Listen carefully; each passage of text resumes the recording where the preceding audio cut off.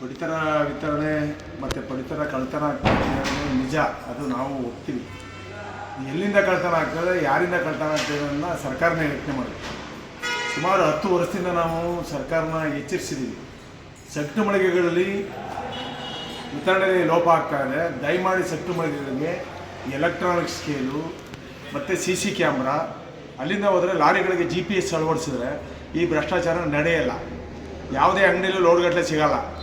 ಮಾಡ್ತಾ ಇರೋದು ಸಗಟು ಮಳಿಗೆಗಳಲ್ಲಿ. ಅವ್ರನ್ನ ಪತ್ತೆ ಹಚ್ಚಬೇಕು, ಇದು ಕಡಿಮೆ ಆಗಬೇಕು, ಈ ಹಗರಣಗಳು ಕಡಿಮೆ ಆಗಬೇಕು ಅಂತ ಸರ್ಕಾರ ಹೋದ ವರ್ಷವೇ ಸುಮಾರು 30 ಕೋಟಿ ರೂಪಾಯಿನ ಮೊನ್ನೆ ಸಿದ್ದರಾಮಯ್ಯನವರು ಬಿಡುಗಡೆ ಮಾಡಿದ್ರು. ನಮ್ಮ ಸಚಿವರಾದಂಥ ಮುನಿಯಪ್ಪ ಸಾಹೇಬರು ಸಹ ಹೋರಾಟ ಮಾಡಿದ್ರು, ಅದಕ್ಕೆ ಹಾಕ್ಸ್ಲೇಬೇಕು. ಕಾರಣ ಏನು ಅಂತ ಗೊತ್ತಿಲ್ಲ. ಇಲಾಖೆ ಅಧಿಕಾರಿಗಳು, ಸಂಬಂಧಪಟ್ಟಂಥ ಇಲಾಖೆ ಅಧಿಕಾರಿಗಳು ಕ್ರಮ ತಗೋತಾ ಇಲ್ಲ. ಈಗ ಮೊನ್ನೆ ಹೋದವರ ಒಳ್ಳೆ ಆಫೀಸರ್ಸು ಬಂದಿದ್ದಾರೆ, ಏನು ಕ್ರಮ ತಗೋತಾರೆ ಅಂತ ನೋಡಬೇಕು. ಬಟ್ ಈಗ ನಡೀತಾ ಇರೋದಂತ ಮಾಡ್ತಾ ಇರೋದು ಎಲ್ಲಿಂದ, ಯಾರಿಂದ, ಇಲಾಖೆ ಅಧಿಕಾರಿಗಳ, ನ್ಯಾಯಬೆಲೆ ಅಂಗಡಿ ಮಾಲೀಕರ, ಏನು ಇದಕ್ಕೆ ಕಡಿವಾಣ ಹಾಕಲಿಕ್ಕೆ ಒಂದು ಭಾಗ ಅದು ಮಳಿಗೆಗಳಿಗೆ ಎಲ್ಲ ಯೋಜನೆಗಳನ್ನು ಜಾರಿ ತರೋದಂಥದ್ದು CC ಕ್ಯಾಮ್ರಾ. ಮತ್ತು ಇನ್ನೊಂದು ಸರಿ ಹೇಳ್ತೀನಿ, ಲಾರಿಗಳು ಸಾಗಾಣಿಕೆ ಮಾಡೋ ಕಾಂಟ್ರಾಕ್ಟರ್ ಲಾರಿಗಳಿಗೆ GPS ಅಳವಡಿಸೋದು ಮತ್ತು ಎಲೆಕ್ಟ್ರಾನಿಕ್ ಸ್ಕೇಲ್ ಫಿಕ್ಸ್ ಮಾಡಿ, ಏನು ನಾವು ಬಯೋಮೆಟ್ರಲ್ಲಿ ಕಾರ್ಡ್ದಾರ ಅಕ್ಕಿ ತಗೋತಾರಲ್ಲ ಆ ಥರ ಮಾಲೀಕರು ಹೋಗಿ ಬಯೋಮೆಟ್ರಿಕ್ ಕೊಟ್ಟಾದಮೇಲೆ ಅದು ಓಪನ್ ಆಗಬೇಕು. ಈ 3 ಸಿಸ್ಟಮ್ನು ಅಳವಡಿಸ್ತಾ ಇರೋದ್ರಿಂದ ಯಾರೋ ಹೋಗ್ತಾರೆ, ಯಾರೋ ತುಂಬ್ಕೊಂಬರ್ತಾರೆ, ಏನೋ ಆಗ್ತದೆ. ಈ ದಂಧೆ ಜಾಸ್ತಿ ಆಗಿದೆ. ನಾವು ಸರ್ಕಾರಕ್ಕೆ ಪ್ರತಿ ವರ್ಷವೂ ನಾವು ಎಚ್ಚರಿಕೆ ಕೊಡ್ತಾ ಇದ್ದೀವಿ. ಆದರೆ ಇಲಾಖೆ ಅಧಿಕಾರಿಗಳು, ಜಿಲ್ಲಾ ಮಟ್ಟದ ಇಲಾಖೆ ಅಧಿಕಾರಿಗಳು ಎಲ್ಲರ ಬಗ್ಗೆ ನಾನು ಹೇಳಲ್ಲ, ಕೆಲವು ಇದಕ್ಕೆ ಇಲಾಖೆ ಅಧಿಕಾರಿಗಳು ಕಾರ್ಡ್ಗೆ ಇಷ್ಟು ಅಂತ ಫಿಕ್ಸ್ ಮಾಡಿಬಿಟ್ಟವ್ರು. ಕಾರ್ಡ್ಗೆ 25 ರೂಪಾಯಿ. ಅವ್ರು ದುಡ್ಡು ಕೊಟ್ಟು ಬಂದಿದ್ದಾರೋ ಏನು ಕೊಟ್ಟು ಬಂದಿದ್ದಾರೋ ಗೊತ್ತಿಲ್ಲ. ಕಾರ್ಡ್ಗೆ ಇಷ್ಟು ಕೊಡಿ, ನೀವೇನಾರು ಮಾಡ್ಕೊಳ್ಳಿ ಅನ್ನೋ ಒಂದು ಲೂಸ್ ಬಿಟ್ಟಿದ್ದಾರೆ ಕೆಲವು ಅಧಿಕಾರಿ. ನನಗೆ ಚಿತ್ರದುರ್ಗ ಜಿಲ್ಲೆಯಲ್ಲಿ 2 ತಾಲೂಕಿನಲ್ಲಿ ನಾನೇ ಮಾಹಿತಿ ಕೊಟ್ಟೆ. ಹಿಡಿದ್ರು, ರೈಡ್ ಮಾಡಿದ್ರು, 4,000 ಮೂಟೆ ರಾಗಿ, 1000 ಮೂಟೆ ಅಕ್ಕಿ. ಏನೂ ಕ್ರಮ ತಗೊಳ್ಳಲ್ಲ. ನಮ್ದಲ್ಲ ಅಂತಾರೆ ಅಧಿಕಾರಿಗಳು.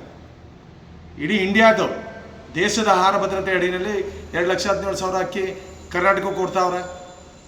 ಯಾವ್ದು ಅಕ್ಕಿ ಯಾವ್ದಾರ ಅಲ್ರಿ, ಅಧಿಕಾರಿಗಳ ಪವರ್ ಇದೆ, ಹಿಡಿಬೇಕಲ್ವಾ? ಕ್ರಮ ತಗೊಳ್ಳೇ ಇಲ್ಲ. ಇಂಥ ಹಗರಣಗಳು ಬೇಕಾದಷ್ಟಿವೆ.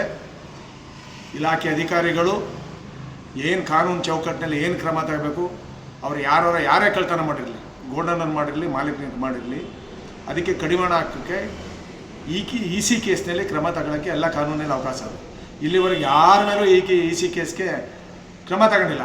ಯಾರೋ ಲಾರಿ ಡ್ರೈವರ್ ಮೇಲೋ, ಅಲ್ಲಿ ಯಾರೋ ಅಬ್ಬೆಪರಿ ಯಾವನೋ ಸಿಗ್ತಾನೋ ಕರ್ಕೊಂಬಂದ್ಬಿಟ್ಟು ಕೇಸ್ ಹಾಕಿ ಕಳಿಸ್ತಾರೆ. ಈ ಹಗರಣಗಳು ನಿಲ್ಲಬೇಕು ಅನ್ನೋದಾದರೆ ಈ 3 ನಾನು ಮೇಲೆ ಹೇಳಿದ್ನಲ್ಲ, CC ಕ್ಯಾಮ್ರಾ, GPS ಅಳವಡಿಸಿದ್ರೆ ಈ ಹಗರಣಗಳು ಕಡಿಮೆ ಆಗ್ತವೆ. ಅಧಿವೇಶನ ಚರ್ಚೆ ಆಗಿದೆ. CT ರವಿ ಸರ್ ಹೇಳಿದ್ದಾರೆ, ನಮ್ಮ ಮಾನ್ಯ ಆಹಾರ ಸಚಿವರು ಸಮರ್ಥರಿದ್ದಾರೆ, ಮಾತಾಡ್ತಾ ಇದ್ದಾರೆ, ಅವರು ಅಂಕಿಅಂಶ ಕೊಟ್ಟಿದ್ದಾರೆ.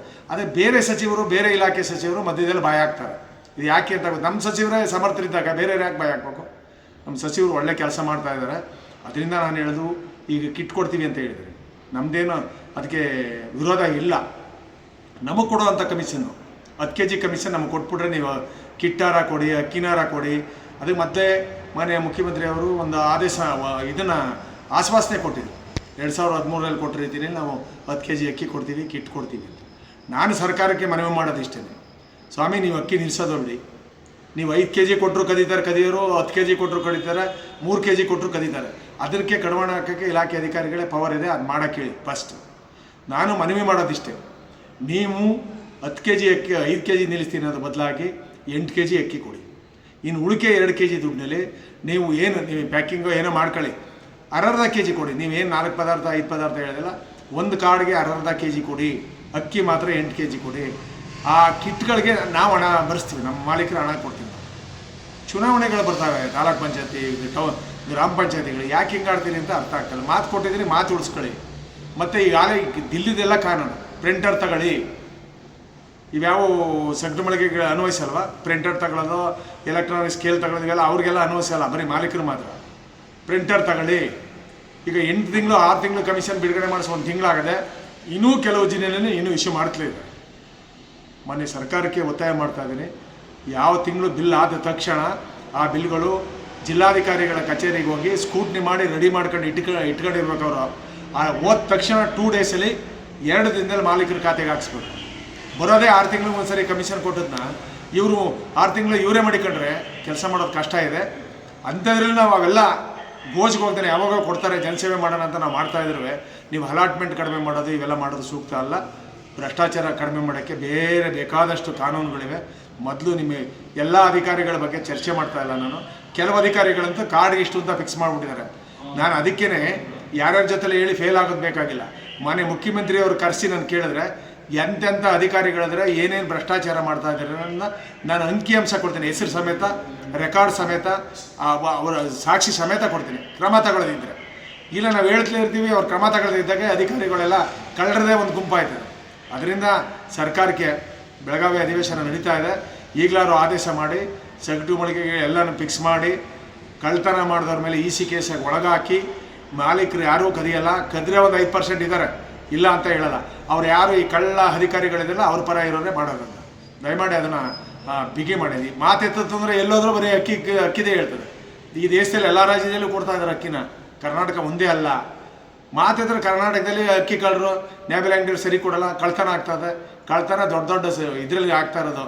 ನೇಬಲ್ ಅಂಗಡಿಯಲ್ಲಿ 100 ಮೂಟೆನೋ 200 ಮೂಟೆನೋ ಹೋಗಲ್ಲ. ಯಾರೋ ಒಂದು 5% ಇದ್ದಾರೆ, ಅವ್ರ ಮೇಲೆ ಕ್ರಮ ತಗೊಳ್ಳಿ, ಬೇಡ ಅಂತ ಅಲ್ಲ. ನಮ್ಮ ಸಂಘಕ್ಕೂ ಕೆಟ್ಟ ಹೆಸರು ಬರ್ಬೋದು, ಸರ್ಕಾರಕ್ಕೂ ಕೆಟ್ಟ ಹೆಸರು ಬರ್ಬೋದು. ಆ ರೀತಿಲಿ ಇಡೀ ದೇಶಕ್ಕೆ ಉತ್ತಮವಾಗಿ ಕೇಂದ್ರ ಸರ್ಕಾರದ ಆದೇಶಗಳನ್ನ ಪಾಲಿಸ್ತಾ ವಿತರಣೆ ಮಾಡ್ತಾ ಇದ್ದೀವಿ. ಮೊನ್ನೆ ಮಾತಾಡುವಾಗ ಇಲಾಖೆ ಮೇಲ್ಮಟ್ಟದಲ್ಲಿ ಸಚಿವರು ಮಾತಾಡುವಾಗ ನಮ್ಮ ಇಲಾಖೆಯಲ್ಲಿ ಪರಿಶೀಲಿಸಿ ತಪ್ಪು ಮಾಡಿದವ್ರ ಮೇಲೆ ಕ್ರಮ ತಗೊಳ್ಳಿ, ನೀವು ವಾದ ಮಾಡಿ, ಬೇಡ ಅಂತಲ್ಲ. ಆದರೆ ಸುಮ್ಮನೆ ಗೋಬು ಕುಳಿಸುವಂಥ ಕೆಲಸನ ಮಾಡಬೇಡಿ. ನಮ್ಮ ಕರೆಕ್ಟಾಗಿ ಕಮಿಷನ್ ಕೊಡಿ, ಆಯಾ ತಿಂಗಳದ ಕಮಿಷನ್ ಜಾಸ್ತಿ ಮಾಡಿ 8 kg ಅಕ್ಕಿ ಕೊಡಿ, ಇನ್ನು 2 kg ಉಳಿದ್ರಿಂದ ನಾವು ದುಡ್ಡು ಕಟ್ತೀವಿ. ದಯಮಾಡಿ ಕಿಟ್ ಕೊಡಿ, ಯಾರು 1 kg. ನೀವು ಯಾರು ಶ್ರೀಮಂತರು ಕೊಟ್ಟಿದ್ದೀರಿ, ಯಾರ್ಯಾರು ಅಂತ ಶ್ರೀಮಂತರನ್ನ ತೆಗೀರಿ. ಇನ್ಕಮ್ ಟ್ಯಾಕ್ಸ್ ಹೇಳಿದ್ರಲ್ಲ, ಇದೇ ವಿಚಾರವನ್ನು ಆಯುಕ್ತರು, ಹೊಸದಾಗಿ ಬಂದಿರುವಂಥ ಆಯುಕ್ತರ ಹತ್ರ ಸುಮಾರು ಅರ್ಧ ಗಂಟೆ ಚರ್ಚೆ ಮಾಡಿದ್ದೀವಿ. ಅವರು ಆಶ್ವಾಸನೆ ಕೊಟ್ಟಿದ್ದಾರೆ. ಇನ್ನು ಮತ್ತೊಮ್ಮೆ ಪರಿಶೀಲಿಸಿ ಎಷ್ಟು ಕಾರ್ಡ್ ರದ್ದಾಗಿವೆ ಅಷ್ಟು ಕಾರ್ಡ್ ನಾವು ಬಡವ್ರನ್ನ ಗುರುತಿಸಿ ಕಾರ್ಡ್ ಕೊಡ್ತೀವಿ ಅಂತ ಹೇಳಿದ್ದಾರೆ. ಅಧಿವೇಶನ ಮುಗಿದ ಮೇಲೆ ಮನೆ ಸಚಿವರ ಹತ್ರ ಮಾತಾಡಿ ಅದು ಕೊಡ್ತೀವಿ ಅಂತಾರೆ. ನೀವೇ ಕೇಳೋ ಪ್ರಶ್ನೆಯಲ್ಲಿ ಅರ್ಥ ಇದೆ. ಯಾರೋ ಪಾಪ ತುಂಬ ಬಡವರನ್ನ ಯಾವುದೋ ಒಂದು ಮೋಟ್ರ್ ಬೈಕ್ ತಗೋಬೇಕಾದ್ರೂ ಇನ್ಕಮ್ ಟ್ಯಾಕ್ಸ್ ತೋರಿಸ್ಲೇಬೇಕು. ನಾವು ಅಂಥವನ್ನ ನೀವು ಪರಿಗಣಿಸಬೇಕು. ದಾಖಲಾತಿ ಮತ್ತೊಮ್ಮೆ ಪರಿಶೀಲಿಸಿ ಅವರಿಗೆ ಕಾರ್ಡ್ ಕೊಡುವಂಥ ಕೆಲಸನ ಮಾಡಬೇಕು. ಕಾರ್ಡ್ ಈಗಾಗಲೇ ಲಕ್ಷಾಂತರ ಕಾರ್ಡು ಕಡಿಮೆ ಆಗಿದೆ. ಸುಮಾರು 5ರಿಂದ 6 ಲಕ್ಷ ಕಾರ್ಡ್ ಕಟ್ಟಾಗಿದೆ. ಯಾರ್ದು ಬಡವ್ರದ್ದು ಕಟ್ಟಾಗಿದೆ. ಅದರೊಳಗೆ ಈಗ ಹೊಸ ಅಂಗಡಿ ಮಾಡಬೇಕು ಅಂತ ಮಾಡಿದ್ದೀನಿ, ಮಾಡಿ. ಯಾರು 2,000 3,000 ಕಾರ್ಡ್ ಇರೋದು. ಕೆಲವು ಕಾರ್ಡ್ ಕಟ್ಟಾಗಿರೋಂಥ ಅಂಗಡಿಗಳನ್ನ ನೀವು ಅದು ಪಟ್ಟಿ ಮಾಡಿ ತೊಂದರೆ ಕೊಡೋದು ಬೇಡಿ.